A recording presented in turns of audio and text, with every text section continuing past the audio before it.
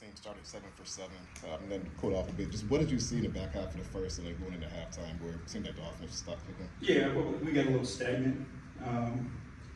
They did a really good job of shrinking the floor and making us play ISO basketball. And we just got to be better at making the reads, right? Every night, teams are going to guard you different. So tonight was a night where we had to make the simple pass a little bit more to create some movement, create some spacing. But I thought they did a good job of really crowding us. We got to be better at that. What do you make of Ron Holland tonight in the second game? Seems like he's been making a lot of effort plays and doing a lot of little stuff for a 19-year-old in his first couple games. Yeah, I think he's true to who he is and understands that that's how he's going to be most impactful. And then he'll continue to develop and get better. But he's a winner. He's a competitor. He's not afraid. He takes all challenges.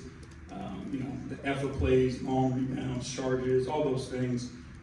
He's a guy that's going to impact winning in this league for a long time. I know it's still. What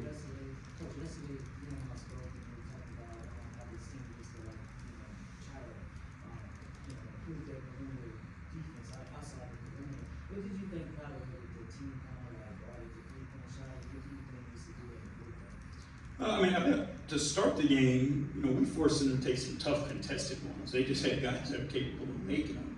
But what we have to do is, again, this is a learning process for us on how our defense is built. But on a team tonight where their 5-man isn't a shooting 5, our big guys are the ones that have to help protect the paint, and we can stay a little bit closer to home on the perimeter. I thought there were times tonight where our perimeter guys were inching in a little bit, and that gave them the opportunity to find those spray outs or catch and shoot threes. So this is a process for us. This is about us figuring out night by night and team by team, how teams play, and then how do we adjust to that, and how does our system work versus those teams. So, when you've got guys that can space it at the depth that, those guys can, it puts a strain on you, but then you just got to make the small adjustment. You're not playing in the second half. That's sort of just get a different look at him around going forward. Cade's done a lot, and we haven't had a day off. So just trying to be mindful, of those guys and how many minutes they play going into a day off, couple days off, let them recover, and be ready to go again. Yeah, and I know over the last couple games, about 98 points in the paint, a lot of cutting, a lot of passes. Is this what you envisioned when you said you don't want to hold these guys back? You want to play them to their fullest ability? Yeah, we want to be aggressive. We want to put pressure on defenses, whether they have to foul us, where one-on-one guys have to really be challenged to stop us. And then how do we create those layups and paint touches? We don't want it to just be a one-on-one show. We want to create some movement. We really believe that our big guys can pass the basketball. So we want to put the ball in their hands and then let them make plays. And that's where you're seeing a lot of that cutting. But that's our goal, is to be really, really aggressive in the paint.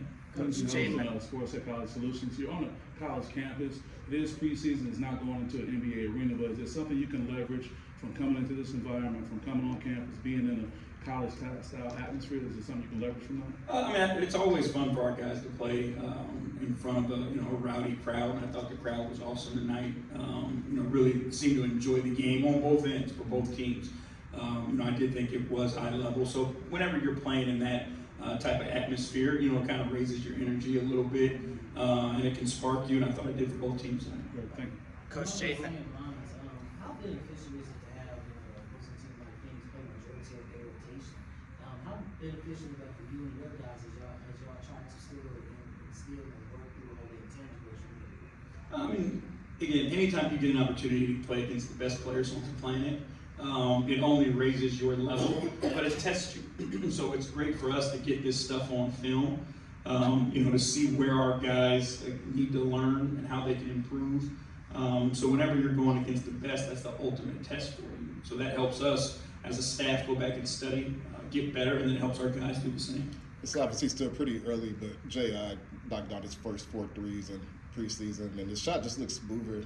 Is there anything to that, like as far as the work he put into his shot? Does it look smoother to you compared to video you saw last season? Yeah, he works his tail off, and then he's playing with confidence. And I think when you work as hard as he works and put as much time in, and then you play with that confidence and belief, the work is going to pay off. And he's, obviously extremely gifted as a basketball player. So you put that mindset in with confidence and his work ethic, and he's only going to get better. Thank you, guys. Thanks. Have a good night. Yeah, have a good night.